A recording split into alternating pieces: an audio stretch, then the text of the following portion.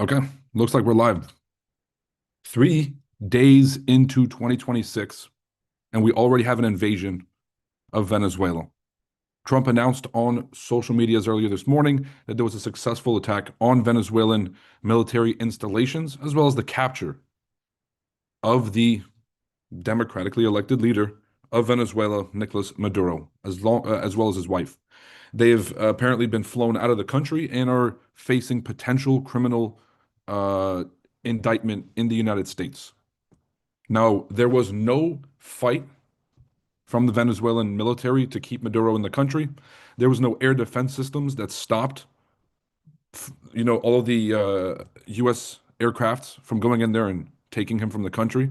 And so this kind of seems like a combination of a military offensive as well as a covert intelligence offensive. There was a lot of defenses that were down. There were a lot of Probably there could have been a much bigger fight about this had some people maybe not been paid off behind the scenes. And so we're kind of still getting details on the ground. Now, Donald Trump is set to give an address at Mar-a-Lago about the Venezuelan attack. He has said plenty on social medias. We've kind of put a brief timeline in the description below. So if you guys want to kind of follow along with how this has all transpired, you guys can kind of give that a quick look through before Trump hops on the stage. So I'll be looking forward to hearing what Trump has to say. If you guys want to get your bingo cards ready, it's probably going to be something to do with drugs, something to do with him being a very, very bad guy, something to do with, I don't know. There's really not much that Trump can say here to quell all of the objections that he's going to get. He was voted in as a peace president. He wants to win the Nobel Peace Prize. He was supposed to end all these foreign wars.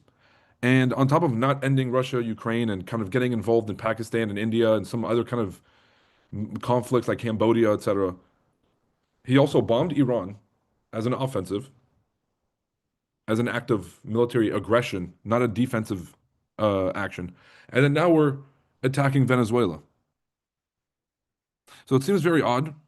And I'm really not sure what Trump can say to actually excuse this behavior. So let's see. Should be starting here shortly. It's 11 a.m.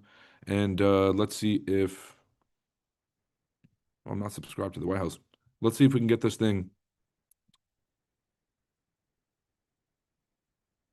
live to you guys, and it will provide some commentary as well if there's anything that needs to be addressed throughout the live stream. Of course, if you guys want to join our Discord, head on over to chart-addicts.com. Links are all in the description. If you guys want to learn more about day trading, this is your number one resource. And of course, we have tons of free resources online as well, in case you guys want to dip your foot in first, get a feel for what day trading is all about before you jump head first. Bobby said it's wild. First thing I woke up to, definitely wild. Yeah. Bobby, George, this is insane. But it's 3 days into 2026, and we already have a military act of aggression. This is not exactly what we voted for, but hey, I guess Trump knows best. This is really going to hurt in the midterms. I think like there's two kind of ways to look at this. There's going to be a short-term backlash, but because our cultural memory is so short nowadays because of the pace of information, I think people are going to forget about this in about a week. And what we're going to be left with is we basically take over the entire oil trade of Venezuela. This ends up giving Trump a huge advantage in the midterms because gas prices will come down. So maybe in the short term, we actually see a rise in gas prices. And then, by the time the midterm elections come around, maybe we get a drop in gas prices. And this is kind of their play right now. And this is, I really think the drugs excuse is just completely irrelevant. If you just look at the CIA website, you can tell, or the DEA website, or any of the reports from any of the international organizations, where's the drugs coming from? It ain't Venezuela.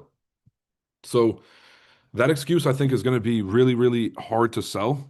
Us trying to spite China, I think, could be something that they probably should have pushed from the beginning, which is that BRICS is trying to incorporate Venezuela not as a main member of the BRICS alliance, but sort of as an accessory, because obviously they have tons of connections with Russia, with Iran, and with China, just through their oil trade.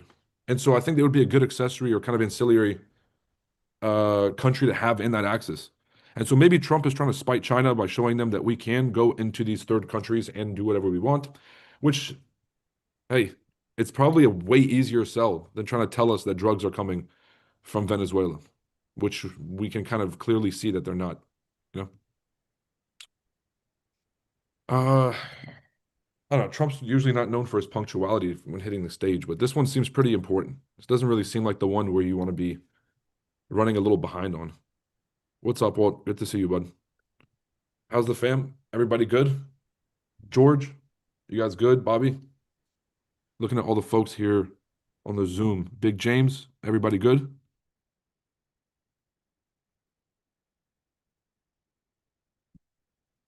Um, I've sorry, put this up. Now I should be on Twitter breaking this down too. You know, that's what I'm gonna do is actually I'll be able to update everybody on the live briefings on Twitter. Said X-Men. Relax. How does it affect the market and which pairs? Well, this is going to affect oil for sure. It's going to affect the US dollar because the number one decider of the US dollar's health is oil, the petrodollar trade. And so this is going to have a massive effect. How it's going to affect the dollar, I'm actually not sure because we have to see the short versus long-term effects. Short term, I actually think this could make oil prices go up, which is bearish for the dollar. In the long term, I could actually see oil prices coming down. Once we've captured the majority of this oil trade, we're able to sort of have more control over supply in the market. So you can kind of drive prices down if and by flooding Venezuelan oil into the US markets. And so that would have a bullish effect on the dollar. So I think short-term bearish, long-term bullish makes the most sense. That's kind of the currency correlation there. But really, we just have to see. This press conference, I think, is going to be very indicative of how this will affect currencies, not because of whatever Trump says, but because of how this is received. If he really comes out here and says something completely nonsensical, like we have to take down the big bad Maduro, whatever it is, dude, no one's buying that.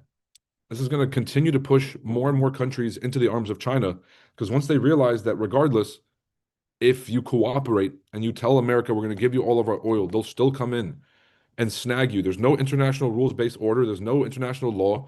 You can just arrest a duly elected official of a country in their on their territory.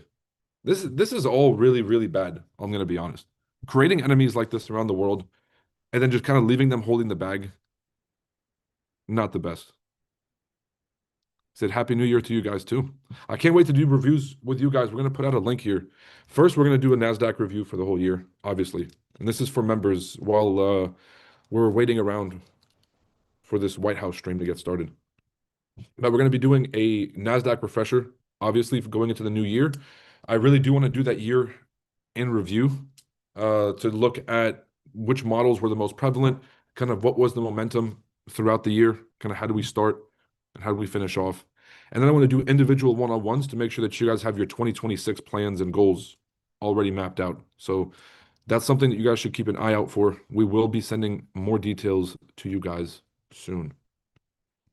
Let me go ahead and sign into Twitter real quick.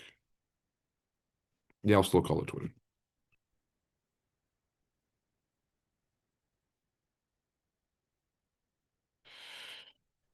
Uh,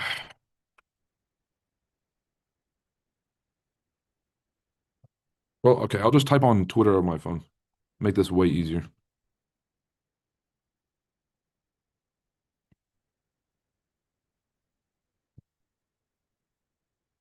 Yeah, like I said, this isn't really. Maybe they're trying to build some suspense.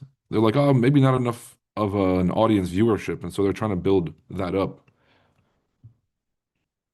Also, have some crazy, crazy news that I can't share with you guys just yet. This is going to be only for members. I'll tell you guys after the stream ends.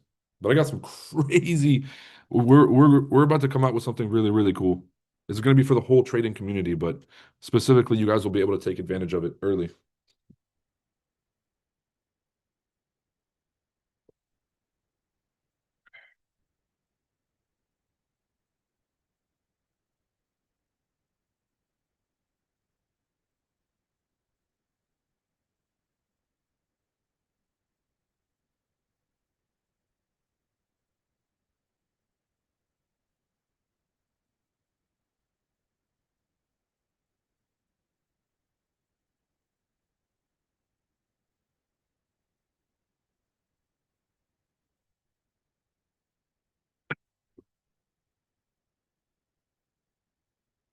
Oh yeah. No, this is going to be awesome. And then the goal, guys, we got to make every year better than the last. And I know that sounds good. But it's kind of esoteric unless you have an actionable plan. And the only way to make progress is to kind of to figure out what you should do next or where to go. You should probably figure it out where you are.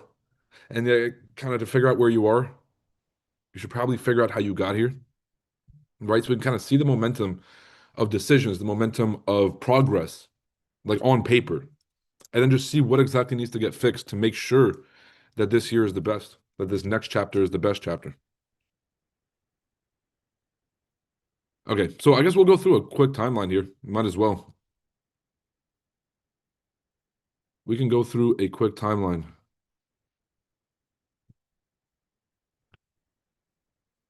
We actually put this up on Discord, so I might as well just open up here. If you guys are not in the public chats, you guys can also just join up the public chats here, get more info on what we're doing. So, around 2 a.m., residents in Caracas report massive explosions and the sound of low-flying aircrafts. Targeted strikes. They hit one of the top military headquarters. They hit one of the top air bases, where the Minister of Defense was actually like physically there. Now, America's claiming that the Minister of Defense is going to be the person to take over the country temporarily, but we've already kind of installed some alternative options, like what's her name, Maria Machado, this sort of CIA. I'm not going to say she's in CIA plant, but let's just say she doesn't have the most favorable reputation in the country, but because she won the Nobel Peace Prize, kind of we threw her into that mix. That way we can build her brand reputation, boost her sort of like public perception. There are people waiting in the wings to take over power in Venezuela currently that America has sort of been working with. Again, 2 a.m., reports emerge of a Delta Force raid at the presidential residence. Simultaneously, power outages hit large sectors of Caracas. So they probably hit a lot of the power sectors in order to stop any sort of like surveillance on this operation. They attacked heavily to make sure that their defense systems, their air defense systems, couldn't go and stop or impede the extraction of Maduro from the country. So at 4 a.m., President Trump breaks the news on Truth Social, officially announcing the capture of Nicolás Maduro, saying we got him and his wife, and they will be taken out of the country. At 5 a.m., the Venezuelan government, led by Vice President Delcy Rodríguez, declares a state of external disturbance. A state of external disturbance. What does that even mean? I'm guessing it's a state of emergency.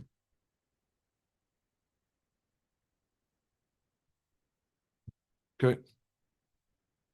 Reports confirm that Maduro and his wife, Cilia Flores, Cilia Flores, are aboard the USS Iwo Jima or a similar military transport en route to the U.S. to face indictments in the Southern District of New York.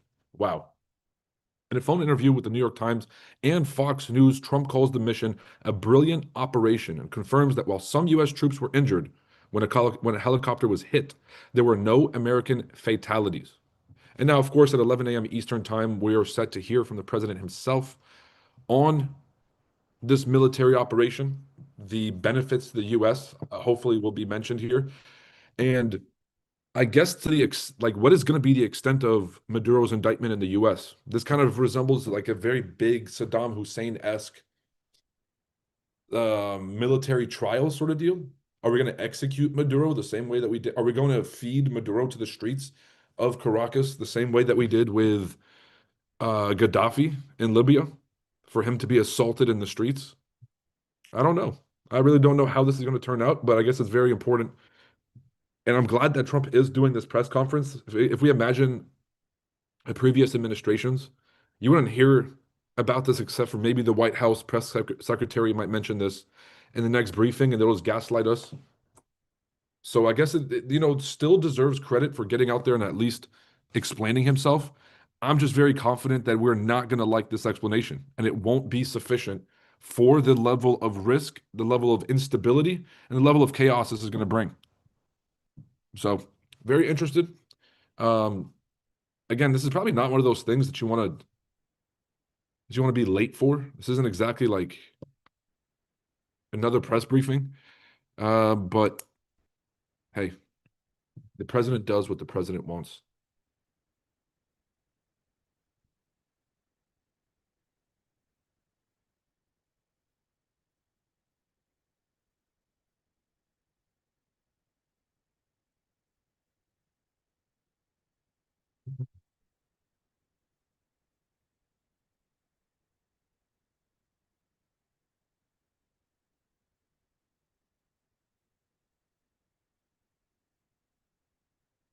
All right, let me know if you guys have any questions. We can address those. If you guys have any trading questions, finance questions, we can talk about that in the meantime. But obviously, the big news for today is going to be Trump and his address here shortly to hold an official White House briefing on the attacks of Venezuela. All of the news coming out of Caracas this morning, very, very clear that this is not over yet. What happens now? Like, obviously, the best case scenario is going to be that this is a very smooth transition, that there's not going to be this revolutionary impulse in the country and things are going to spiral out into chaos. There's going to be a power vacuum that needs to get filled. I think that we're already a few steps past that to find a replacement for Maduro. But this also could be like an Iraq situation where, or honestly, this kind of a little bit more reminiscent of Syria, if we're going to be honest, because like how little of a fight the Venezuelans put up to keep Maduro in there shows either how hated Maduro is, or that this was a covert operation and there was a lot of people paid off behind the scenes. And so it's kind of the same thing with the Assad. I mean, not that Assad was popular at all, and Maduro isn't exactly the most popular, but he's not, he doesn't have zero support in the country. And so how are they able to extract him with almost no fuss at all? And like no, there was zero fight put up from an air defense perspective, right? And so this is what we're going to be paying attention to. Is going to be the downstream effects, is going to be the power vacuum that's formed, and then last but not least, we're going to be looking at sort of like the ramifications on US military policy here, where if we can go into any third country and basically have our way, then this kind of opens the door to maybe some operations in Taiwan, the South China Sea, and this could really escalate. Even worse, the next administration will take the liberty upon themselves to, maybe do the same thing without permission or having to go to Congress. So let's give it a second.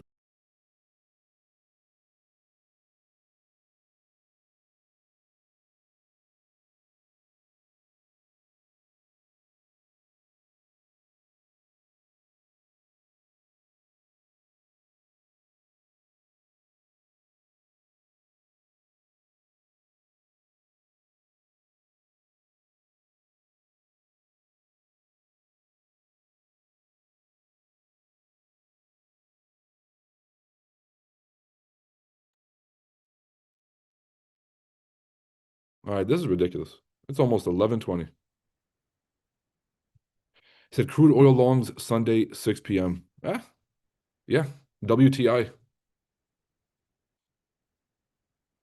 WTI might be the trade.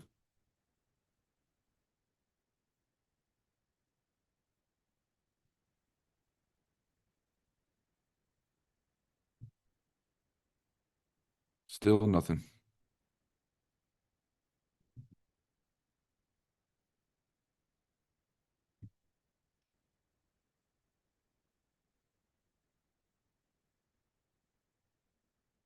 Make sure I turn this down.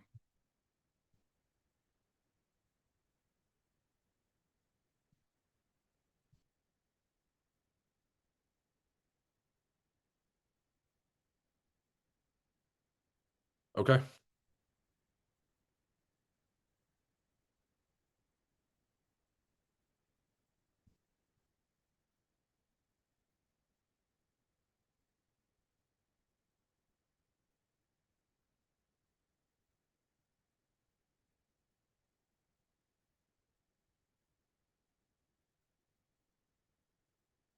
All right. So I'm gonna go get some coffee real quick. Be back in a few minutes. Once this thing gets started, it'll automatically start playing. So we're basically just on Trump's timing right now. They're kind of scrambling in the background to see what everyone's saying about this upcoming stream. Maybe they're trying to build their talking points or adjust their speech here last minute. Because I mean, it sure can't be technical difficulties. They already have the press room set up. So not sure what's taking so long, but they might just be on socials, kind of reading the room. Yeah, we'll just let this thing play out.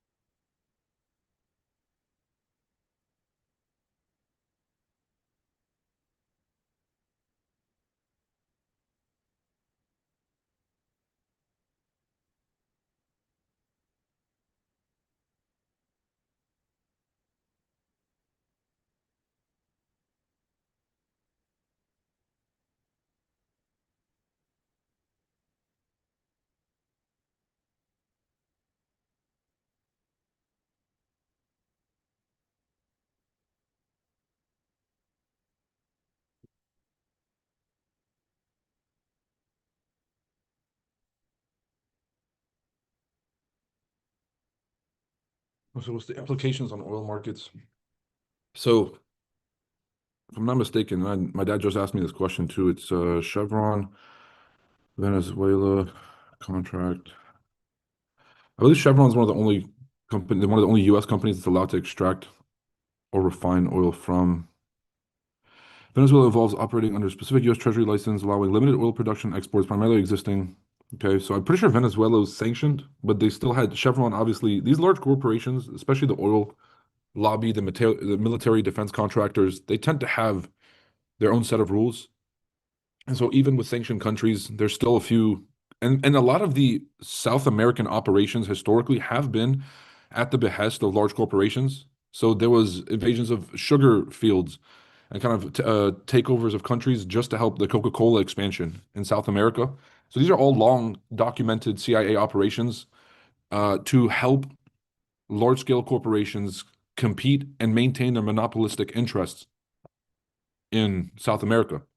And so I think we're seeing another one of these here, except that this one might be at the behest of two things. One, the military industrial complex, but and the State Department. This is kind of a strategic move against China specifically, because again, I explained that China and the rest of the BRICS nations are trying to absorb Venezuela into their axis, not as one of the main players again, but as an accessory or sort of ancillary player because of how connected they are and their large reserves of oil. Like they have the largest oil reserves in the whole world, that Venezuela does. And so there's the State Department. That's the behest. That's, this is who we're doing this for. And at the same time, I feel like we're also doing this for probably the oil companies. Maybe it's either Chevron or maybe it's a combination of a few other competitive oil companies that also want rights in Venezuela. And so, time will tell. The excuse that the White House gives is going to be very important. If they keep going down the road of, let's say, this is the stop drug trafficking or whatever, now we're going to have to, what, bomb Mexico next? We're going to have to invade Colombia after? If that's the excuse they want to use, then we got way bigger fish to fry. Or are they trying to send a message to the rest of the South American countries that if we can do this to Venezuela, we can do this to you as well? I don't know. I guess we just have nothing to do but speculate until Donald Trump hits the stage. I'll go on X here and actually see what everyone is saying about this.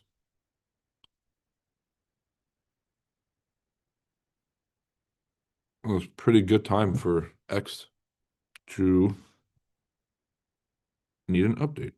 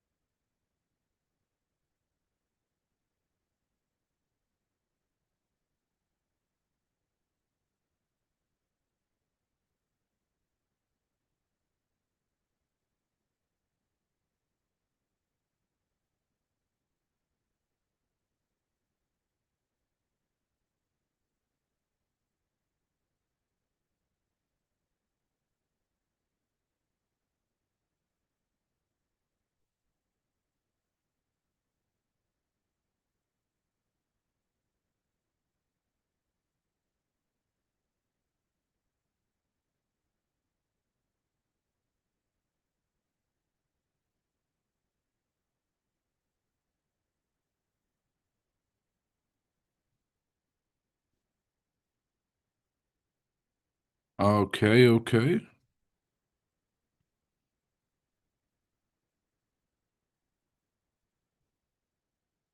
All right. I'll be back in just 2 seconds, y'all. Go get some coffee.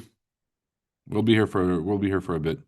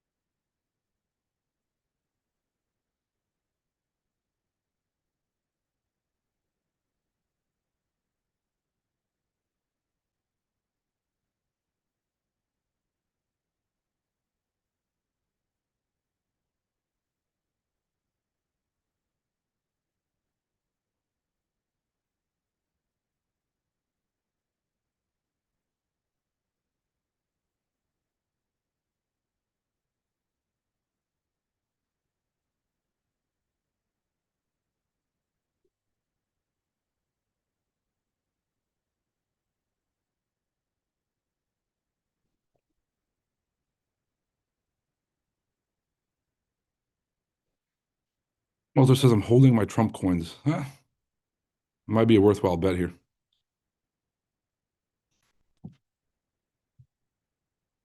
Might not be the worst idea.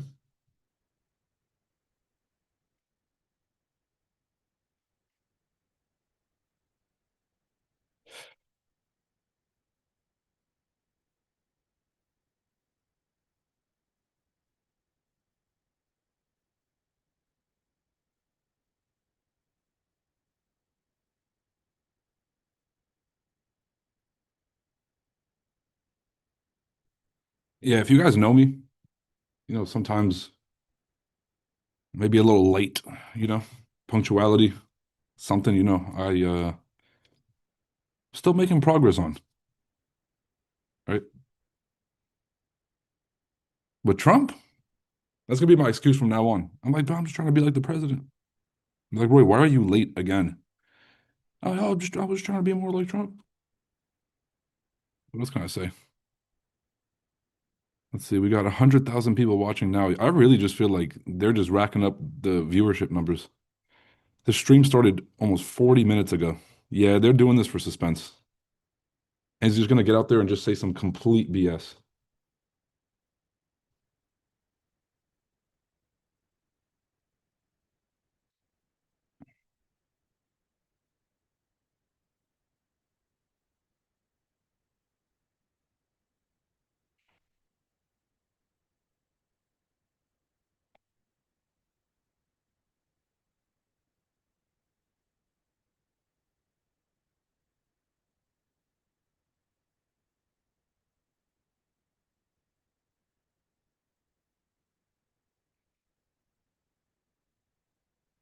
Started the year off.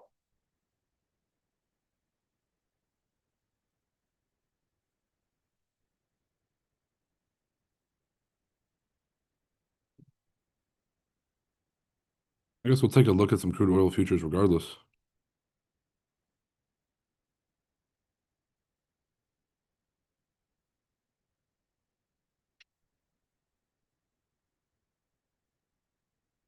We'll go WTI, US crude oil spot. Let's do US oil. There we go.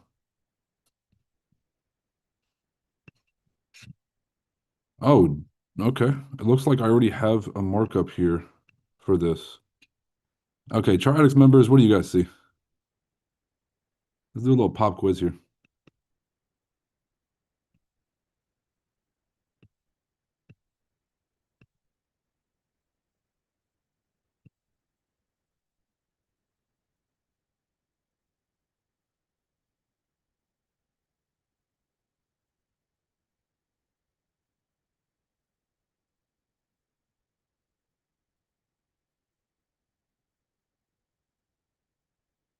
Pretty straightforward to me.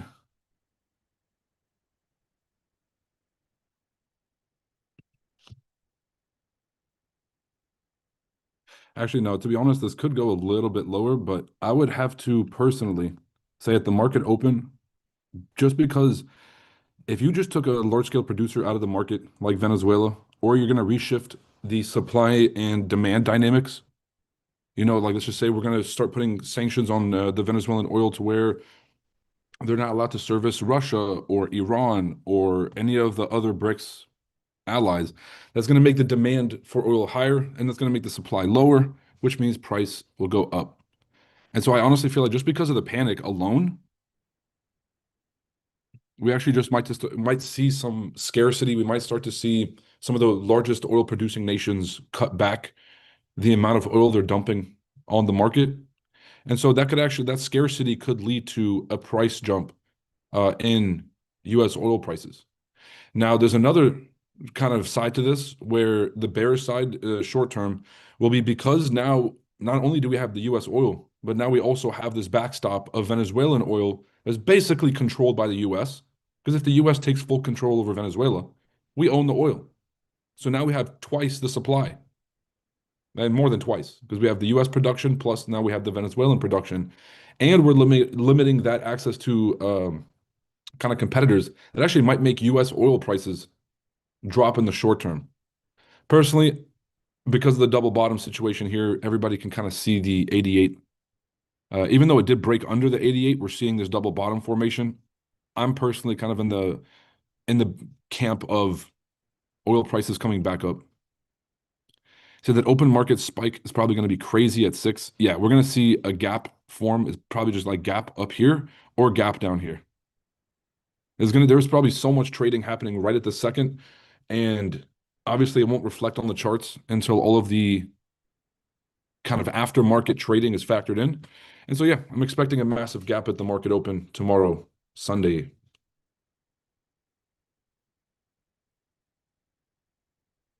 His speech is about to be 2 minutes long. Yep. Gabriela says we can't hear you. Okay, I think I was just quiet at that point. This man knows to be a liar. All over stupidity. If Donald Trump was going into Venezuela to get rid of drugs, then why did he pardon a known drug dealer from Ecuador? Exactly.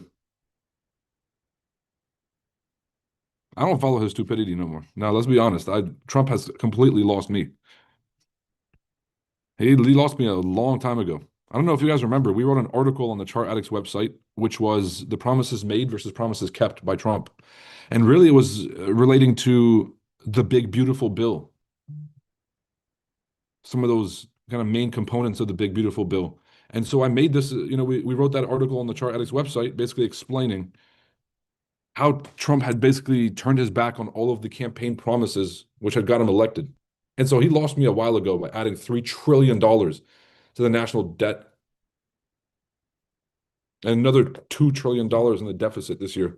So yeah, increasing military spending by 300, $400 billion. Come on now.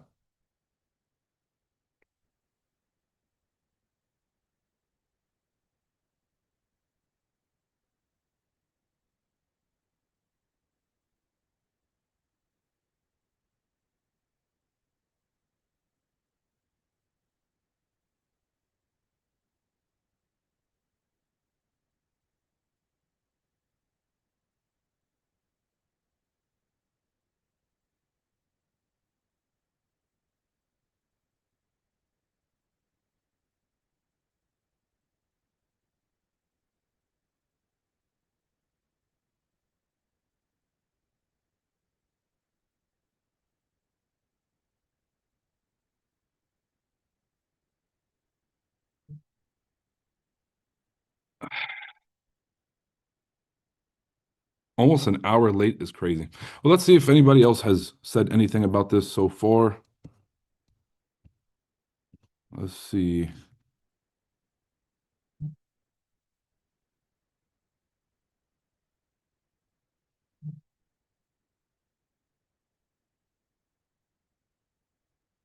What is this? The Associated Press? So they're at the live.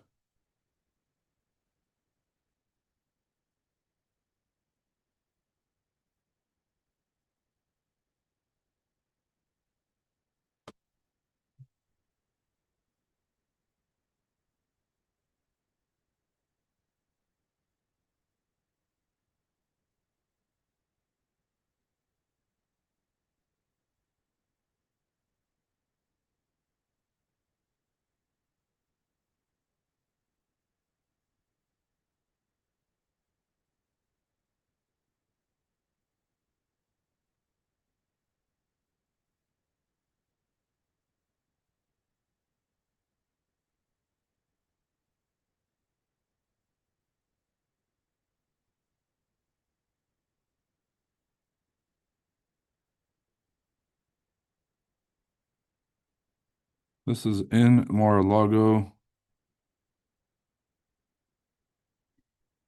Everyone's still waiting.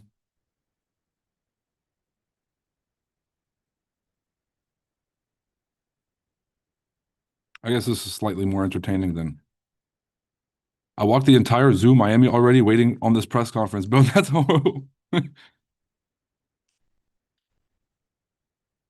we got some motion. It looks like everyone's staring.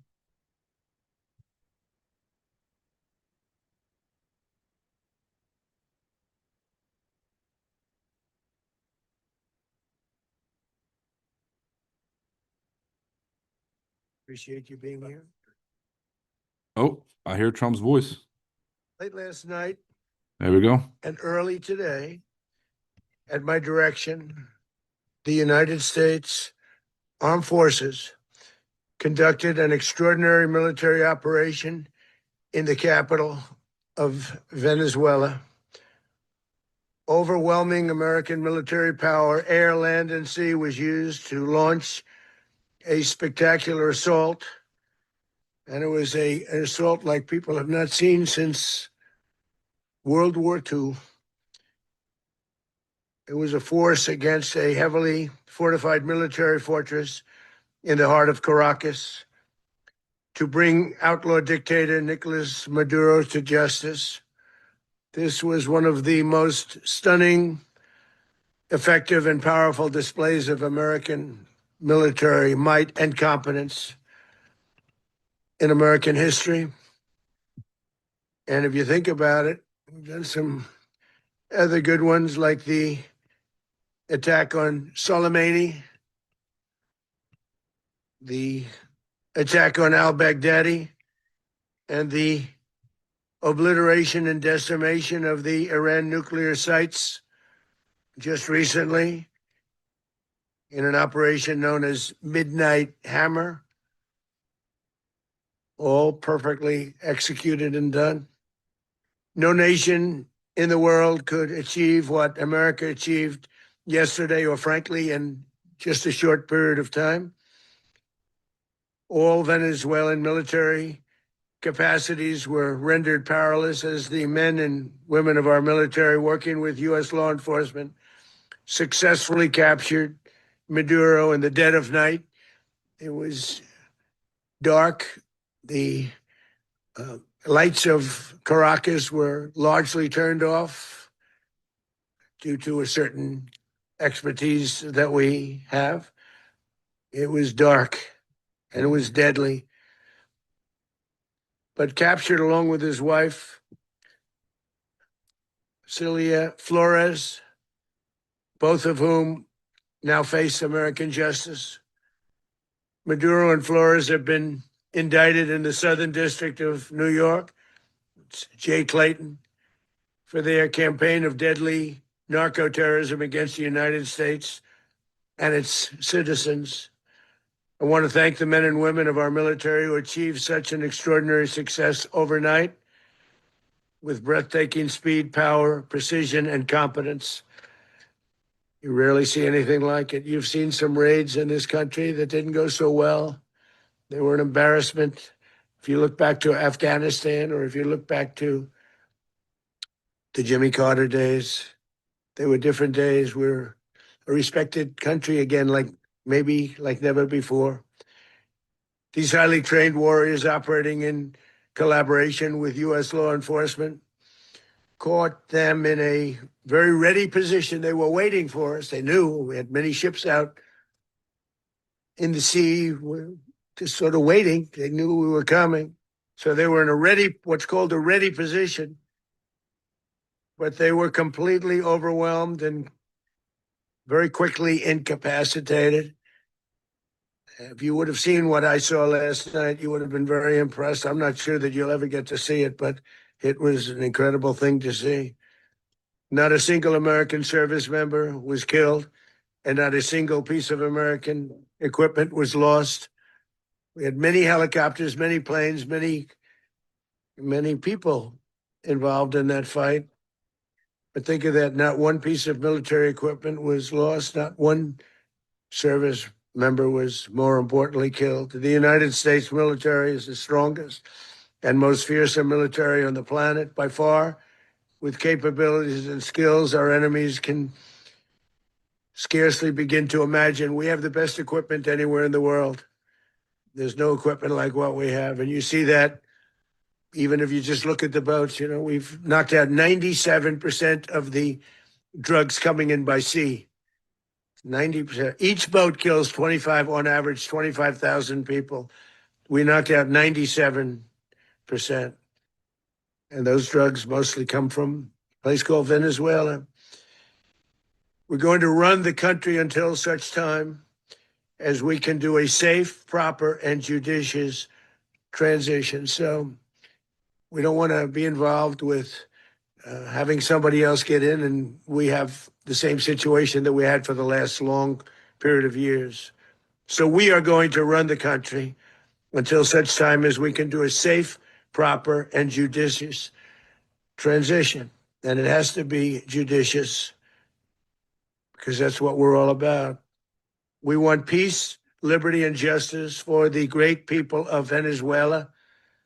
And that includes many from Venezuela that are now living in the United States and want to go back to their country. It's their homeland. We can't take a chance that somebody else takes over Venezuela that doesn't have the good of the Venezuelan people in mind. We've had decades of that. We're not going to let that happen. We're there now, and what people don't understand, but they understand as I say this, we're there now, but we're going to stay until such time as the proper transition can take place. So we're going to stay until such time as we're going to run it, essentially, until such time as a proper transition can take place. As everyone knows, the oil business in Venezuela has been a bust, a total bust, for a long period of time. They were pumping almost nothing by comparison to what they could have been pumping and what could have taken place. We're going to have our very large United States oil companies, the biggest anywhere in the world, go in, spend billions of dollars, fix the badly broken infrastructure, the oil infrastructure, and start making money for the country. And we are ready to stage a second and much larger attack if we need to do so. So we were prepared to do a second wave if we needed to do so. We actually assumed that a second wave would be necessary, but now it's probably not. The first wave, if you'd like to call it that, the first attack was so successful, we probably don't have to do a second, but we're prepared to do a second wave, a much bigger wave, actually. This was pinpoint, but we have a much bigger wave that probably won't have to do. This partnership of Venezuela with the United States of America, a country that everybody wants to be involved with because of what we were able to do and accomplish, will make the people of Venezuela rich, independent, and safe. And it will also make the many, many people from Venezuela that are living in the United States extremely happy. They suffered. They suffered. So much was taken from them. They're not going to suffer anymore. The illegitimate dictator Maduro was the kingpin of a vast criminal network responsible for trafficking colossal amounts of deadly and illicit drugs into the United States. As alleged in the indictment, he personally oversaw the vicious cartel known as Cartel de las Solas, which flooded our nation with lethal poison, responsible for the deaths of countless Americans, the many, many Americans. Hundreds of thousands over the years of Americans died because of him. Maduro and his wife will soon face the full might of American justice and stand trial on American soil. Right now, they're on a ship. They'll be heading to ultimately New York, and then a decision will be made, I assume, between New York and Miami or Florida. But we have people where the overwhelming evidence of their crimes will be presented in a court of law. And I've seen it. I've seen what we have. It's both horrible and breathtaking that something like this could have been allowed to take place. For many years after his term as president of Venezuela expired, Maduro remained in power and waged a ceaseless campaign of violence, terror, and subversion against the United States of America, threatening not only our people, but the stability of the entire region. And you all saw it. In addition to trafficking gigantic amounts of illegal drugs that inflicted untold suffering and human destruction all over the country, all over in particular the United States, Maduro sent savage and murderous gangs, including the bloodthirsty prison gang Tren de Aragua, to terrorize American communities nationwide. And he did indeed. They were in Colorado. They took over apartment complexes. They cut the fingers off people if they called police. They were brutal, but they're not so brutal now. And I just have to congratulate our military, Pete, and everybody, and our National Guard, because the job that they've done, whether it's in Washington, D.C., where we have a totally safe city, where it was one of the most unsafe cities anywhere in the world, frankly, and now we have no crime in Washington, D.C. We haven't had a killing. We had the terrorist attack a few weeks ago. A little bit of a different kind of a threat, but we haven't had a killing in a long period of time, 6, 7 months. We used to have two, on average, 2 a week in Washington, our capital. We don't have that anymore. The restaurants are opening. Everyone's happy. They're going, they're walking their daughters, they're walking their children, their wives, they walk to restaurants. Restaurants are opening all over Washington, D.C. So I want to thank the National Guard. I want to thank our military, and I want to thank law enforcement. Been amazing. And they should do it with more cities. We're doing it, as you know, and we're doing it in Memphis, Tennessee right now, and crime is down. We've just sort of started a few weeks ago, but crime is down now 77%. And the governor of Louisiana called, great person, and he wanted us to help him, as you know, in a certain very nice part of Louisiana. And we have done that. And it was a rough section, and we have crime down. I understand it's down to almost nothing already after 2.5 weeks. New Orleans, it's down to almost nothing. And we've only been there for 2.5 weeks. Can't imagine why governors wouldn't want us to help. We also helped, as you know, in Chicago, and crime went down a little bit there. We did a very small help because we had no working ability with the governor. The governor was a disaster and the mayor was a disaster, but it knocked down crime. But we're pulling out of there. When they need us, we'll know. You'll know. You'll be writing about it. And likewise, Los Angeles, where we saved Los Angeles early on, where the head of the police department made a statement that if the federal government didn't come in, we would have lost Los Angeles. That's long after the fires. That's when they had the riots in Los Angeles. We did a great job. Got no credit for it whatsoever, but that's okay. It doesn't matter. We don't need the credit. But we'll be pulling out when they need us. They'll call, or we'll go back if we have to. We'll go back. But we did a great job in various cities. But the place that we're very proud of is Washington, D.C., because it's our nation's capital. We took it from being a crime-ridden mess to being one of the safest cities in the country. But the gangs that they sent raped, tortured, and murdered American women and children. They were in all of the cities I mentioned, Tren de Aragua. And they were sent by Maduro to terrorize our people. And now Maduro will never again be able to threaten an American citizen or anybody from Venezuela. There will no longer be threats.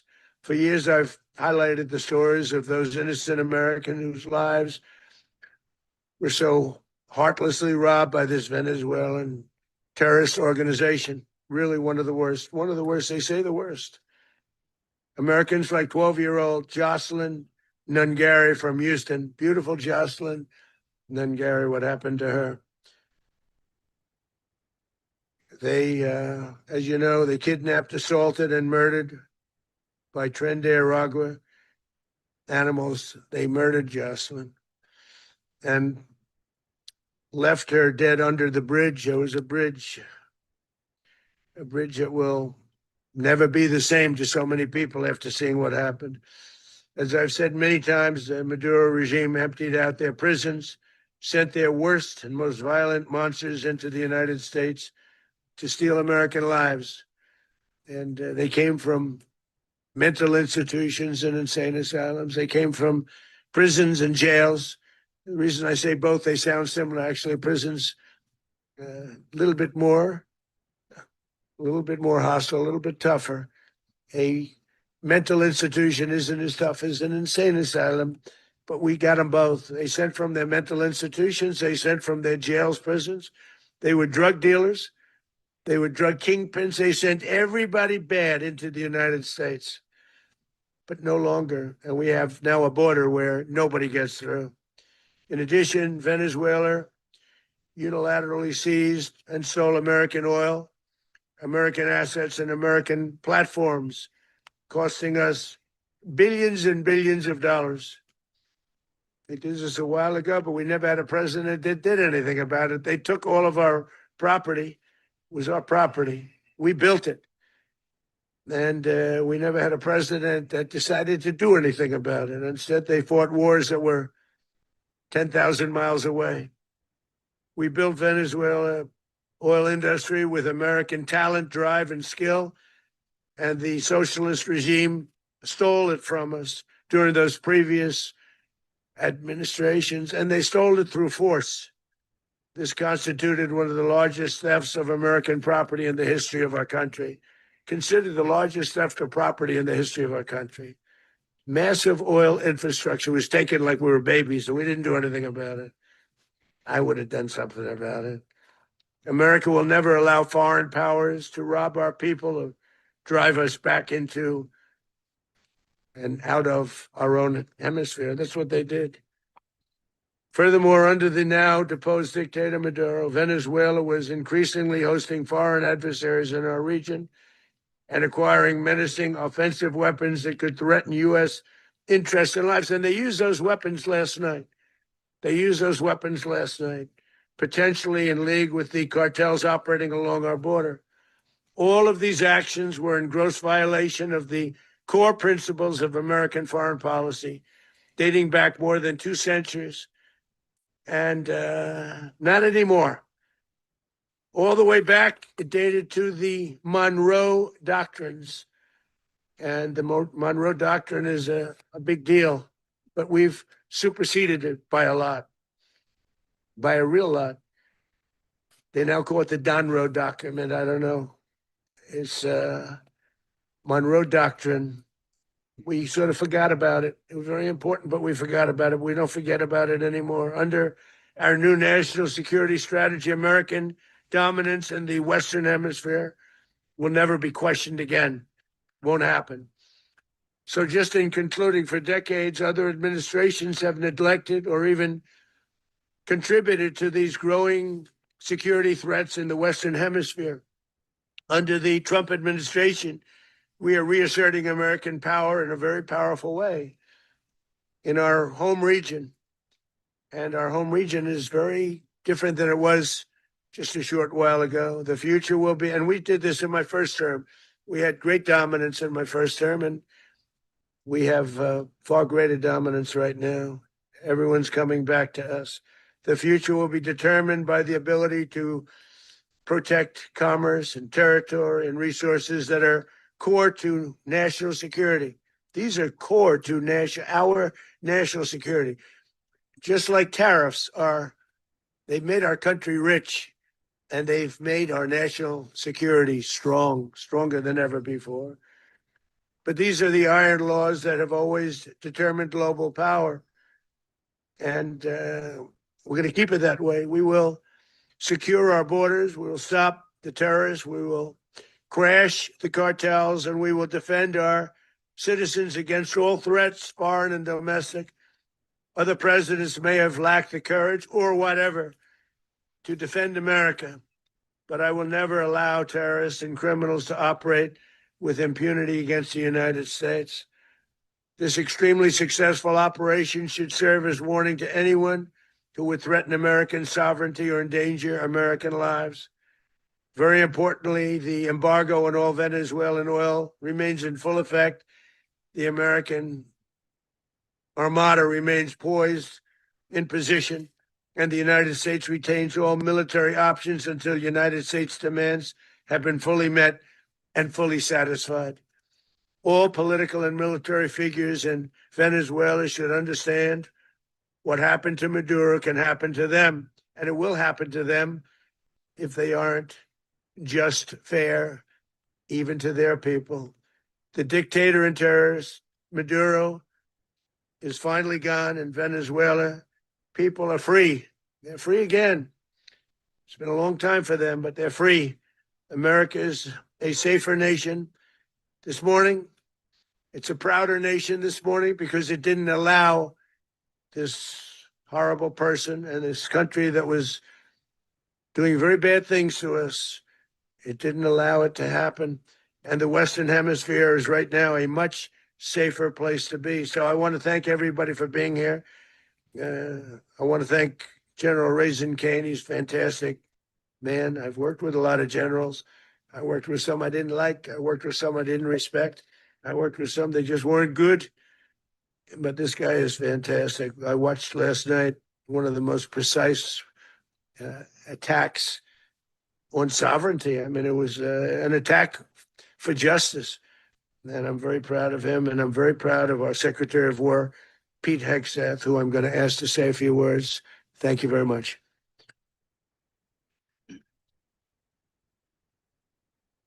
Well, thank you, Mr. President. Finally, a commander-in-chief the world respects and the American people deserve. And as the president said, words can barely capture the bravery and the power and the precision of this historic operation, a massive joint military and law enforcement raid flawlessly executed by the greatest Americans our country has to offer. American warriors are second to none, the best in the world and the best of our country. What all of us witnessed last night was sheer guts and grit, gallantry, and glory of the American warrior. I'm simply humbled by such men. And I tip my hat to our chairman, Dan Raisin Kane, and all those Americans who stood watch last night. Our warriors are the elite of America. And again, President Trump has your back. No other country on planet Earth, and it's not even close, could pull this kind of operation off. And no other president has ever shown this kind of leadership, courage, and resolve, the most powerful combination the world has ever seen. As the president said, our adversaries remain on notice. America can project our will anywhere, anytime. The coordination, the stealth, the lethality, the precision, the very long arm of American justice, all on full display in the middle of the night. Nicolás Maduro had his chance, just like Iran had their chance, until they didn't and until he didn't.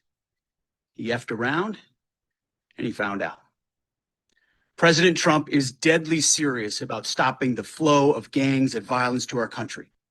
Deadly serious about stopping the flow of drugs and poison to our people. Deadly serious about getting back the oil that was stolen from us. And deadly serious about reestablishing American deterrence and dominance in the Western Hemisphere. This is about the safety, security, freedom, and prosperity of the American people. This is America first. This is peace through strength. And the United States War Department is proud to help deliver it. Welcome to 2026. And under President Trump, America is back. I'd like to welcome now our Chairman Raising Cane, to give a few more details about the operation. Mr. Chairman. Thank you, Mr. Secretary. Thank you, Mr. President, and good morning. Last night, on the order of the President of the United States and in support of a request from the Department of Justice, as the President said, the United States military conducted an apprehension mission in Caracas, Venezuela, to bring to justice two indicted persons, Nicolás and Cilia Maduro. This operation, known as Operation Absolute Resolve, was discreet, precise, and conducted during the darkest hours of January 2nd, and was the culmination of months of planning and rehearsal, an operation that, frankly, only the United States military could undertake. What I'd like to do this morning is talk to you through some of the preparation and the details without compromising any of our tactics, techniques, and procedures. There is always a chance that we'll be tasked to do this type of mission again. Our interagency work began months ago and built on decades of experience of integrating complex air, ground, space, and maritime operations.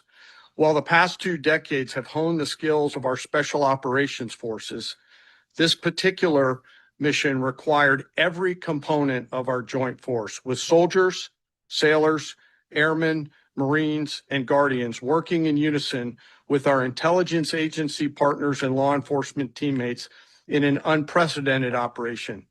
We leveraged our unmatched intelligence capabilities and our years of experience in hunting terrorists, and we could not have done this mission without the incredible work by various intelligence agencies, including the CIA, NSA, and NGA. We watched, we waited, we prepared, we remained patient and professional. This mission was meticulously planned, drawing lessons from decades of missions over the last many years, many missions over these last many years. This was an audacious operation that only the United States could do. It required the utmost of precision and integration within our joint force. And the word integration does not explain the sheer complexity of such a mission.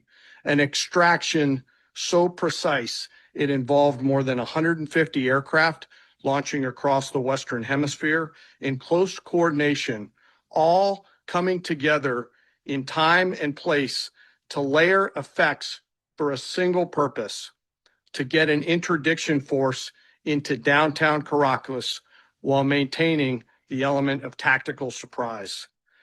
Failure of one component of this well-oiled machine would have endangered the entire mission, and failure is never an option for America's joint force. Those in the air over Caracas last night were willing to give their lives for those on the ground and in the helicopters. Let me talk a little bit about the preparation. After months of work by our intelligence teammates to find Maduro and understand how he moved, where he lived, where he traveled, what he ate, what he wore, what were his pets, in early December, our force was set pending a series of aligned events. Key was choosing the right day to minimize the potential for civilian harm and maximize the element of surprise, and minimize the harm to the indicted personnel, so as the President said, they could be brought to justice. And as the President said earlier today, weather in Venezuela is always a factor this time of the year. And over the weeks through Christmas and New Year's, the men and women of the United States military sat ready, patiently waiting for the right triggers to be met and the president to order us into action. Last night, the weather broke just enough, clearing a path that only the most skilled aviators in the world could maneuver through. Ocean, mountain, low cloud ceilings. But when tasked with a mission, this organization does not quit. At 10:46 p.m. Eastern time last night, the president ordered the United States military to move forward with this mission. He said to us, and we appreciated it, Mr. President, good luck and Godspeed. And those words were transmitted to the entire joint force.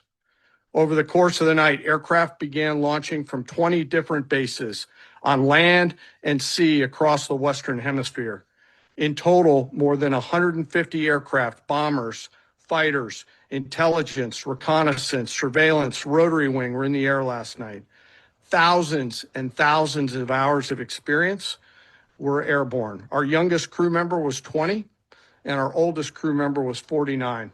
And there's simply no match for American military might.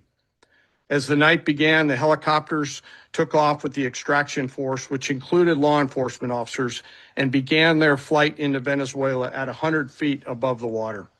As they approached Venezuelan shores, the United States began layering different effects provided by Spacecom, Cybercom, and other members of the interagency to create a pathway.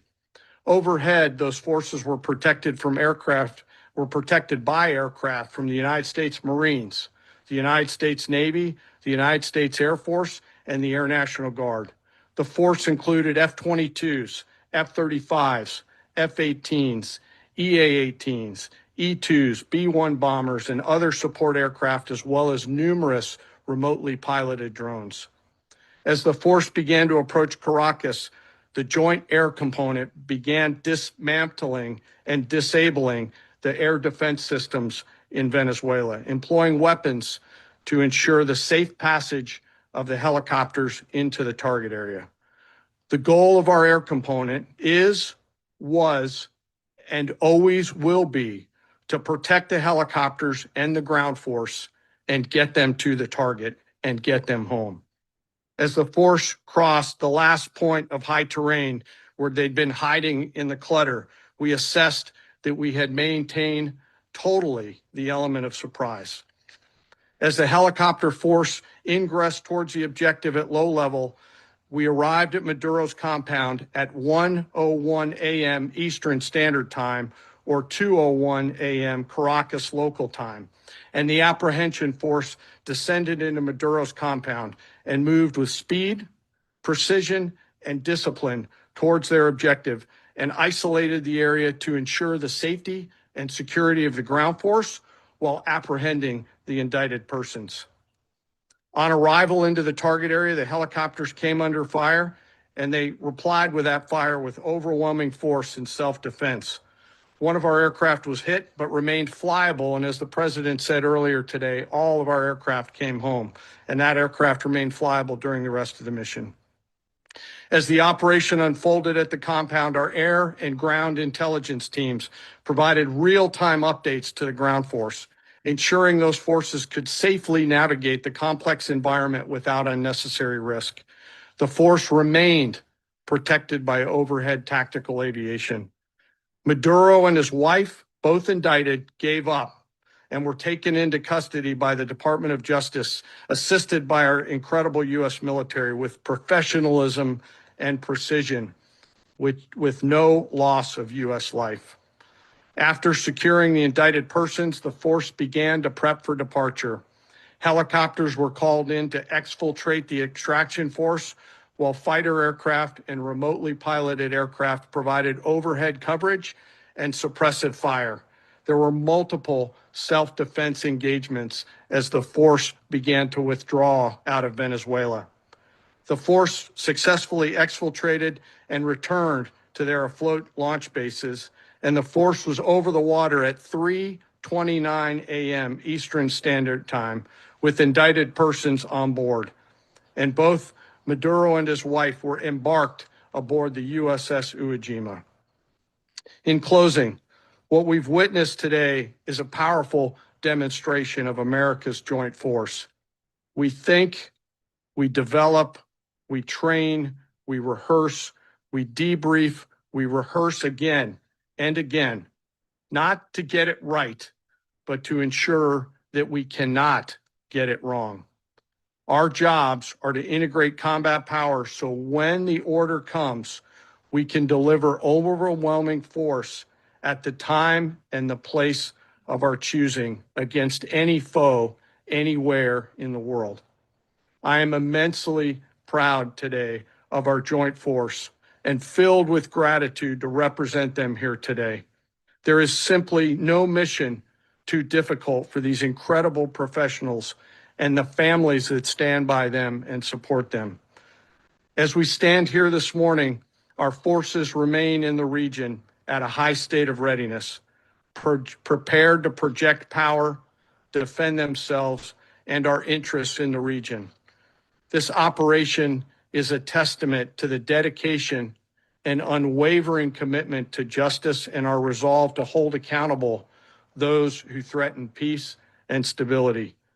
In closing, I want to express my heartfelt gratitude to the brave men and women who executed this mission. Their courage and tireless commitment to our nation are what makes us strong. Thank you, Mr. Secretary, and thank you, Mr. President. Well, I don't have much to add to what you've heard now, other than the following points. Nicolás Maduro was indicted in 2020 in the United States. He is not the legitimate president of Venezuela. That's not just us saying it. The first Trump administration, the Biden administration, the second Trump administration, none of those three recognized him. He's not recognized by the European Union and multiple countries around the world. He is a fugitive of American justice with a $50 million reward, which I guess we saved $50 million. And Make sure. yeah, exactly. But Don't let anybody claim it. Nobody deserves it but us. But I want to be clear about one thing. Nicolás Maduro had multiple opportunities to avoid this. He was provided multiple very, very, very generous offers and chose instead to act like a wild man, chose instead to play around. And the result is what we saw tonight. The other message here is the following. You have a guy, like many people around the world, they like to play games. You have a guy who decides he's going to invite Iran into his country, is going to, do the confiscation of American oil companies, is going to flood our country with gang members, is going to take Americans prisoner and try to hold them for hostage and trade them like he was able to do with the Biden administration. Basically likes to play games all this time and thinks nothing's going to happen. And I hope what people now understand is that we have a president. The 47th president of the United States is not a game player. When he tells you that he's going to do something, when tells you he's going to address a problem, he means it. He actions it. I can tell you, I've watched this process now for 14, 15 years, been around it. Everybody talks, I'm going to do this, I'm going to do that. When I get there, we're going to do this, we're going to take. This is a president of action. Like, I don't understand yet how they haven't figured this out. And now, if you don't know, now you know. Because this is the way it's going to play out. And I think people need to understand that this is not a president that just talks and does letters and press conferences. And, if he says he's serious about something, he means it. And this is something that was a direct threat to the national interest of the United States, and the president addressed it. There's a president of peace, by the way. I told you what I just said earlier. This guy had multiple opportunities to find his way somewhere else and figure out another. He could have been living somewhere else right now, very happy, but instead he wanted to play big boy. And so now, he's got other sets of problems on his hands. And but I think that the message here should be for the world. Look, the president doesn't go out looking for people to pick fights with. He's not generally wants to get along with everybody. We'll talk and meet with anybody, but don't play games. Don't play games with this president's in office, because it's not going to turn out well. And so I hope that, I guess that lesson was learned last night, and we hope it'll be instructive moving forward. Mr. President.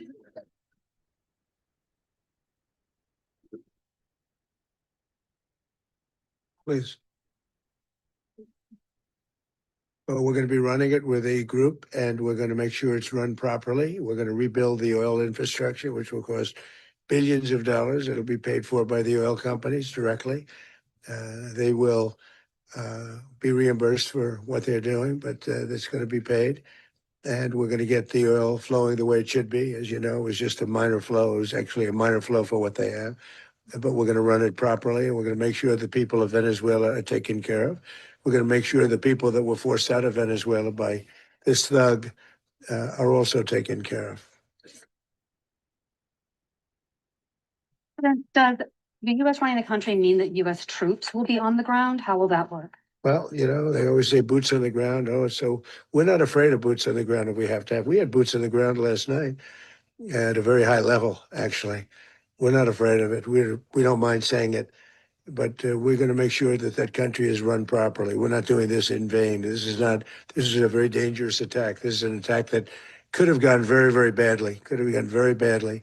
We could have lost a lot of people last night. We could have lost a lot of dignity. We could have lost a lot of equipment. The equipment is less important, but we could have lost a lot.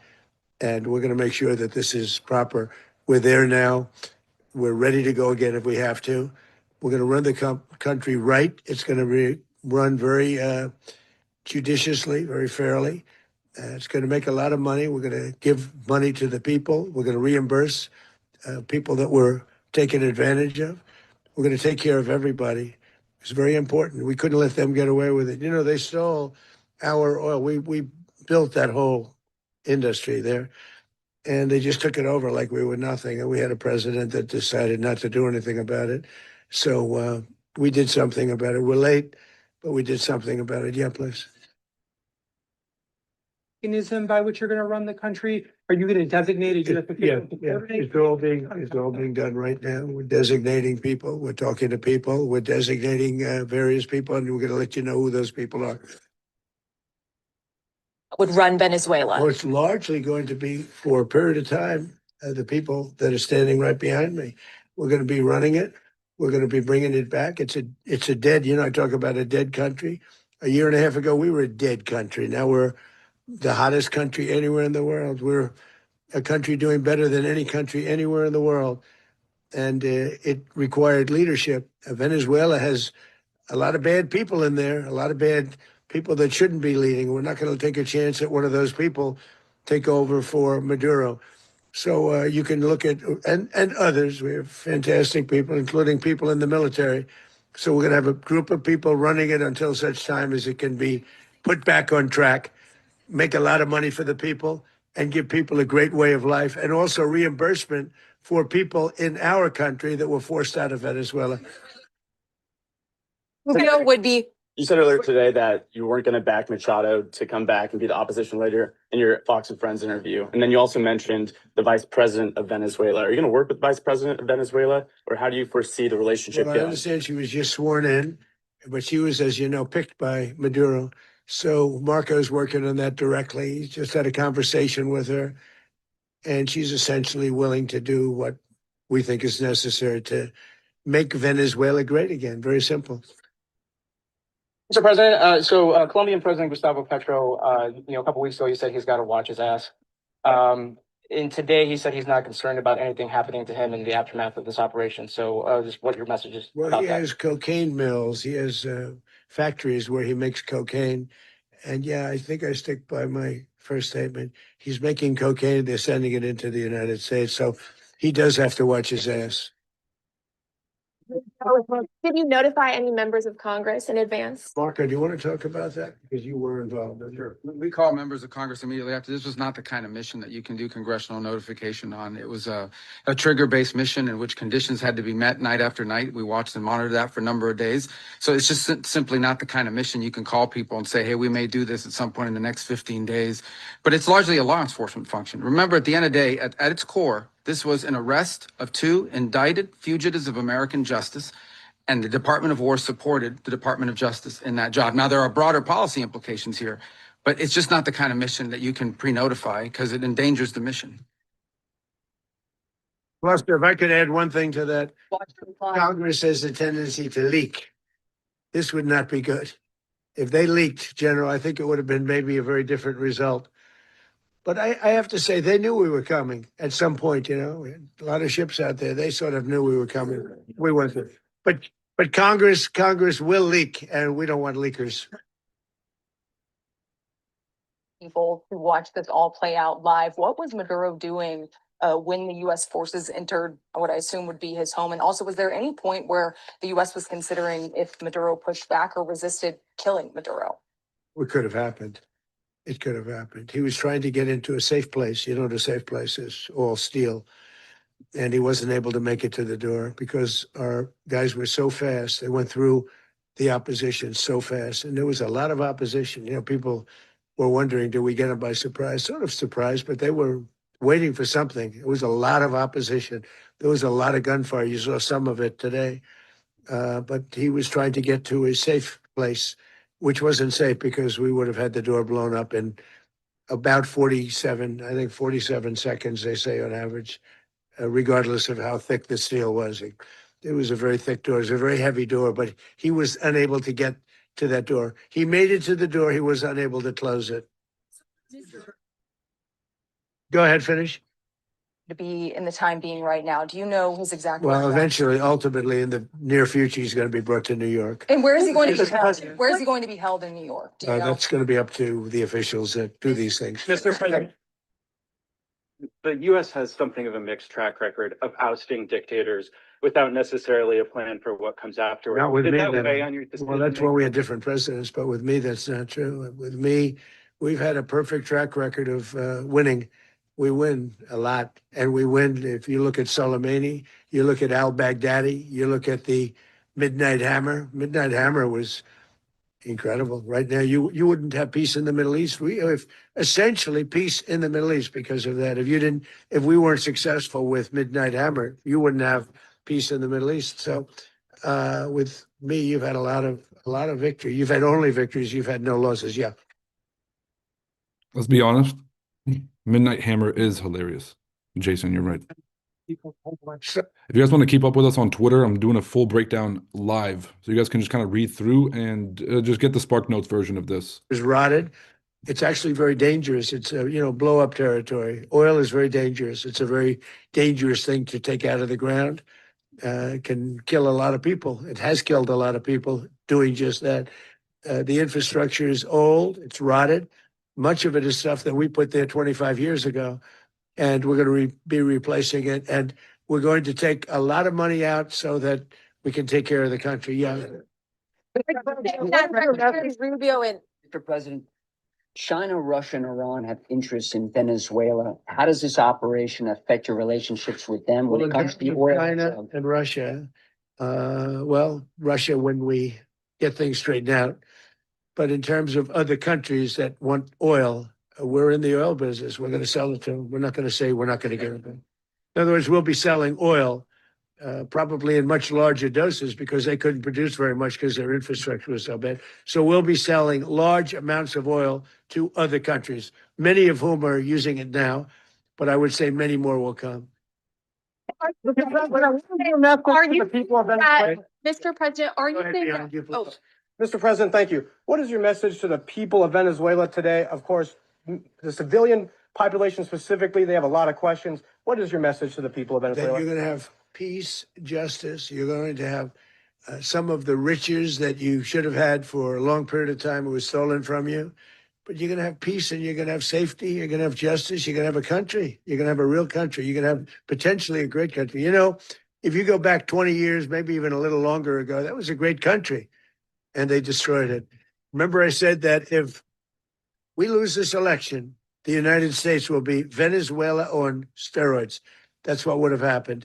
Had we lost the election, the 2024 election, we suffered so badly. When you look at the border from 2020, what they did, what Joe Biden administration did to our country should never be forgotten. But if we had to go through another year of that, we would be exactly where Venezuela was. In terms, I used to say, if they win, we're going to be Venezuela on steroids, and that's what would have happened. President, thank you. Are you saying that Secretary Hegseth and Rubio are going to be running Venezuela, and will you be sending in U.S. military They're going troops to be a to provide? team that's working with the people of Venezuela to make sure that we have Venezuela right. Because for us to just leave, who's going to take over? I mean, there is nobody to take over. You have a vice president who's been appointed by Maduro. And right now she's the vice president and she's, I guess, the president. She was sworn in as president just a little while ago. She had a long conversation with Marco and she said, we'll do whatever you need. I think she was quite gracious, but she really doesn't have a choice. We're going to have this done right. We're not going to just do this with Maduro, then leave like everybody else, leave and say, let it go to hell. If we just left, It has zero chance of ever coming back. We'll run it properly. We'll run it professionally. We'll have the greatest oil companies in the world go in and invest billions and billions of dollars and take out money, use that money in Venezuela. And the biggest beneficiary are going to be the people of Venezuela. And also, I can't stress this strongly enough, the people that got thrown out of Venezuela that are now in the United States. And frankly, some want to stay and some probably want to go back. Yeah. The country, and were any of the detained Americans? Well, right now they're very protected because nobody's going to mess with us. They're very protected. The people of, and we let them know that you better not touch one of them. What are you concerned that bad elements of the Maduro regime will remain in place? Well, we know who they are. We're on them, and they're acting much differently now than they would have acted 2 days ago. Okay, wait, behind you, please. President, why is running a country in South America, America first? Well, I think it is because we want to surround ourselves with good neighbors. We want to surround ourselves with stability. We want to surround ourselves with energy. We have tremendous energy in that country. It's very important that we protect it. We need that for ourselves. We need that for the world. And we want to make sure we can protect it. Yes, sir. Please, go ahead. Is the message here for Cuba and Diaz Canel?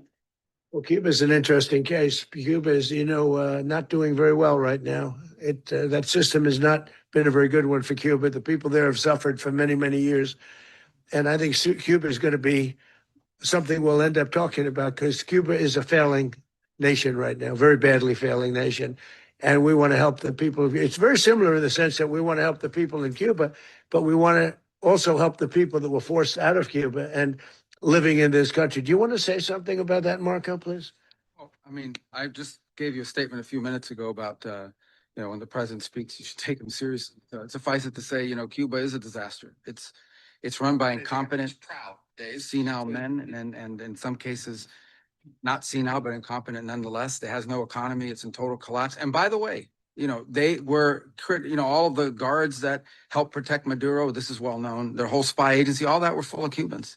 I mean, No, guys, we're not going to talk about how Marco Rubio is too short to reach the mic. one of the biggest problems the Venezuelans have is they have to declare independence from Cuba. They tried to basically colonize it from a security standpoint. So, yeah, look, if I lived in Havana and I was in the government, I'd be concerned, at least a little bit. Well, the president already announced a week ago that anything that's sanctioned, it's sanctioned oil, it's not going to be allowed to get there. So that's a pre-existing. The answer is yes. Yes.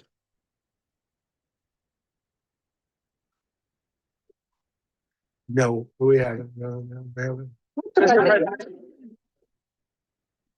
President, on Monday. I think it would be very tough for her to be the leader. She doesn't have the support within or the respect within the country. She's a very nice woman, but she doesn't have the respect. Mr. President, is it possible that the U.S. ends up administrating Venezuela for years? Well, it won't cost us anything because the money coming out of the ground is very substantial. So it's not going to cost us anything. We want safety there. We want to be surrounded by countries that aren't housing all of our enemies all over the world. That's what was happening. And you don't want to have that. But we're going to be rebuilding and we're not spending money. The oil companies are going to go in. They're going to spend money. We're going to take back the oil that, frankly, we should have taken back a long time ago. A lot of money is coming out of the ground. We're going to get reimbursed for all of that. We're going to get reimbursed for everything that we spend. So it's going to be a very important. This is a very big evening that took place last night. We have to be surrounded by safe, secure countries. And we also have to have energy, very important. We have to have energy that's real energy, not where they're getting 4% and 5% of the energy out of the ground. You take a look, it was such a disaster. So what's going to happen with Venezuela, I think, over the next period of a year is going to be a great thing. And the people of Venezuela will be the biggest beneficiaries.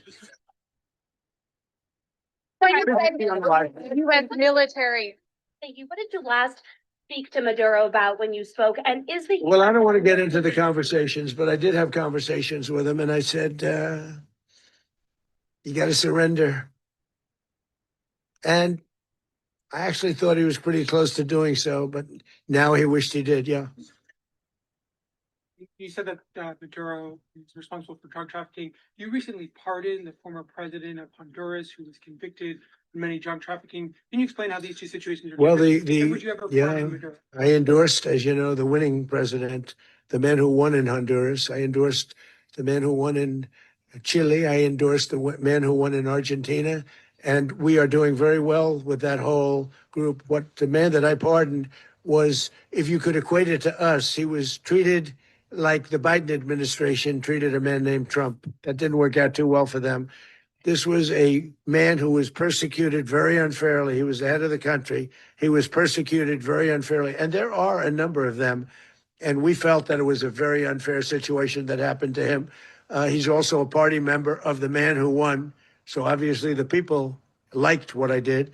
And one of the reasons that was done is because of the fact that the party in power felt very strongly that that man was treated very badly.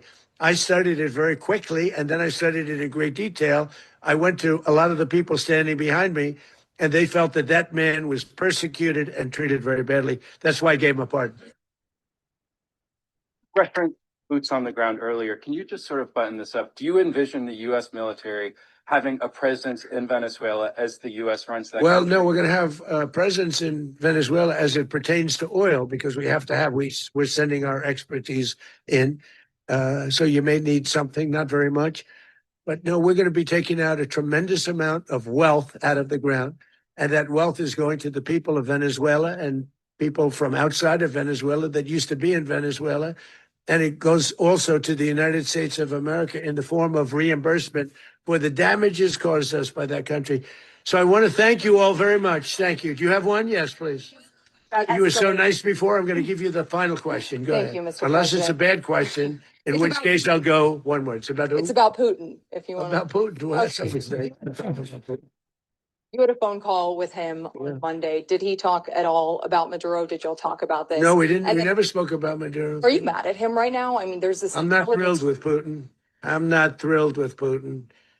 He's killing too many people. I thought that would be so. I settled 8 1/4 war. You know what the 1/4 was? Thailand and Cambodia. I did it again. They broke out, and I did it in about 5 hours, and I settled it. I'm giving myself 1/4, so I'm up to now 8 1/4. In other words, I settled the war, but then they broke out. They had a pretty bad breakout over the last 4 days. I got them to go back to peace. So I only give 1/4. I thought the easiest one would be, one of the easier ones would be Russia, Ukraine. It's not. And they both have done some pretty bad things. And look, that's Biden's war. That's not my war. But I want to stop the lives. Did you see where last month, 30,000, it was 27,000 the month before. 30,000, mostly soldiers, were killed this last month. 30,000. I want to stop that. You know, I got NATO to pay 5% instead of the 2% that they weren't paying. They weren't paying 2, now they pay 5. And we send them a lot of munitions. We send them a lot of things, missiles and various other things, a lot. And they pay. The United States is not losing money. We're probably making money on that. It's the last thing I care about. I just want to stop all those people. We're losing 25, 30,000 human beings. They come from 2 places that are very far away. But if I can stop, because it's something I've been pretty good at doing, deals, I guess. It's all a deal. Life is a big deal. But if I can stop that war and stop 30,000 young people, in addition to the fact that people are being killed in Kiev, people are being killed in other cities throughout, a much smaller number, but they're being killed, viciously killed. So I'm not happy about it. I thought that would be something that would get solved. We have Mr. Witkoff here. I think that we're making progress, but that's a war that should have never happened. If I were president, it would have never happened. Putin says it. Everybody says it. If I were president, that would have never happened. But I inherited that war. That was Joe Biden, Zelensky, and Putin. I came into the situation, and it's a mess. And I will say this. I watched an operation last night that was so precise, that was so brilliant. I mean, it was incredible. If we had our people, like this general and our people involved, that war would not have gone on very long, that I can tell you. That war, to use an old term, that war has become a bloodbath, and we want it to get stopped. Thank you very much, everybody.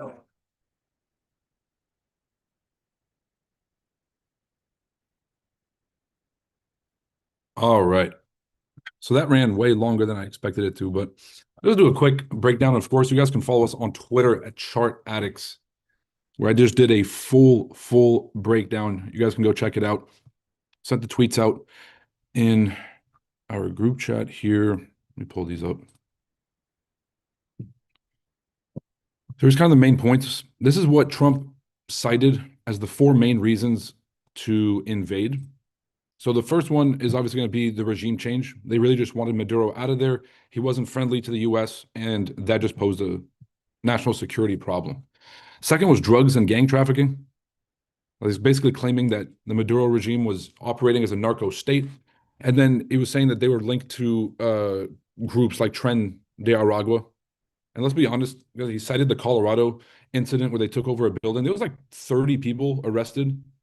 I think it was another 30 arrested in Chicago. We really haven't had this like large swell of arrests of Tren de Aragua in this country. The same way we had with, let's say, MS-13, right, when they came from El Salvador. And so the third kind of reason he said was state-level corruption, which kind of cited the Cartel de las Solas, which, if we're going to be 100% clear, this is not a cartel in the traditional sense. Like, they're not a cohesive cartel.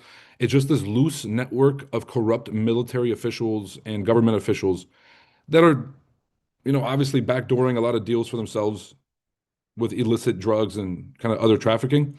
But I did put up a citation about the percentage of drugs that come from Venezuela versus, let's say, Colombia, Peru, Bolivia, Ecuador, Mexico. And so it's almost inconsequential, like the amount of drugs that actually come in from Venezuela. So that excuse honestly just doesn't sit right. They kind of said the quiet part out loud again, which is hemispheric dominance. And then he cites the Monroe Doctrine, which is this kind of legislation that was signed back in or like 1820 or something by James Monroe, which basically said that there was no more European colonization that's allowed in the Western Hemisphere. And this was basically to protect America's dominance in the Western sphere. And so it's basically what this is all about. I think we just kind of let the cat out of the bag by signaling that the US doesn't want China and some of these other hostile countries doing business in our hemisphere, really building their influence, etc. And I think we're seeing that piece by piece. Okay, so that one is legitimate. The rest of the excuses really aren't. They asked him some really interesting questions. I'm really doing a play-by-play on Twitter. If you guys want to check that out, I have some really interesting tweets on there. You guys can go and see this. And I think there's one more that I had posted here, but here's the few interesting questions, which I think I have on the phone written down. And of course, like I said, if you guys want to go check out the entire breakdown, just Chart Addicts on Twitter. Which, matter of fact, I kind of saw Trump falling asleep during this stream, and I started to fall asleep too. He definitely missed a step. I was reading some of the comments here in the group chat. He definitely looked like he was half asleep. But as soon as he started talking about Biden and sort of that issue, here's like the 3 prominent things that he said. Number one, they asked him who's going to take over Venezuela in the meantime, and he said the US will. He said, we're going to run Venezuela, make sure it's done right. So he just admitted that we're going to be basically taking like a military control over this country. And he just said it in a lighthearted way, but this is a military takeover of a sovereign nation. So that's an escalation of war, or it could be, if if they really start to fight back, which which country wouldn't fight back if you just got taken over. Now, he was asked about Maria Machado, this sort of plant that had been put in, and like they propped her up as the next revolutionary leader. She is an opposition leader in the country. And then they gave her the Nobel Peace Prize to try to boost her stock. But Trump just admitted that she doesn't have the political backing or the kind of the goodwill of the people to support in order to actually become the leader. And without the people's support, she doesn't stand a chance. So he kind of just admitted they're not just going to put in one of their puppets, or maybe they will, but without the buy-in of the people, it's not going to work. And so Trump has just made that clear. Now, the Putin question was very interesting. Did you and Putin discuss Venezuela at all? The answer is no. So I think this is something kind of happening specifically in our hemisphere, and we're just trying to basically go on offense. But then they asked whether he was mad at Putin. And this is probably one of the strongest condemnations he's given. He said, right now, yes, I am, because Putin's killing too many people. Then he cited around 30,000 plus soldiers dying last month in the Ukraine-Russia conflict. And then by far the most humbling thing that Trump has ever said, or the most humble thing Trump's ever said, is he just admitted that he thought the Ukraine-Russia conflict would be one of the easier ones or an easy conflict to solve. And then he starts kind of going off on this list of all the different conflicts he's solved and all the different things he's done well. And then he admits that this is way harder than he thought. And they've both done some completely horrendous things that are kind of unforgivable. And so at this point, he's not really, this is a very big change in tune. He said there's been a escalation in offensive from the Russian side over the last 4 days, which has killed tremendous amount of people. So I think we're kind of nearing the end game here. But yeah, those were kind of like the most notable points. The clowniest thing that he said was he mentioned the Monroe Doctrine, and then he said, yeah, now some people are starting to call it the Don Roe Doctrine. No, Don, only you are calling it that. No one's calling the Monroe Doctrine now the Don Roe Doctrine. Unless the Don Roe Doctrine is basically, instead of stopping colonialization in the Western Hemisphere, now we're just attacking our allies in the Western Hemisphere. Here's the last crazy thing he said. They asked him about the Colombian president because they basically said the president of Colombia, when asked if he was worried about the same thing happening to him, said he wasn't concerned at all. Trump goes, his ass should be concerned. Right? I think he said, like, quote, what's the quote? He said, his ass should be worried or something like that. This is unbelievable. He said, you guys have cocaine factories over there. You should just take this as an example that this can happen to you too. So I think the fifth reason that he just cited in that question was for why we just did this is to set an example in the region that you can't just do whatever you want. We run the show still, and if you guys want to go and pretend to act loose, then there's going to be consequences. I keep remembering more and more things. What else did he say? Oh, troops on the ground. When he was asked about having U.S. troops on the ground in Venezuela, he said, we're not afraid of that. He said, we had boots on the ground yesterday. And if they want to escalate this, we're going to have boots on the ground again. We're ready to go. So this is not looking good. A full military takeover of the country, a full political takeover of a country, threatening further military escalation if they fight back, kidnapping, quote unquote, or arresting the leader of that country and taking them out of taking them back to your own jurisdiction. This is just like we're literally walking into war. So I'm praying for the best, praying that this is actually going to be a smooth transition. But I don't know. You can't do that many egregious things and then not create a whole bunch of tensions in South America against the U.S. I don't know. Let me know what you guys think on Twitter. Reply to some of those posts if you have any commentary. And of course, let me know what you guys thought about this stream. Drop a like and subscribe.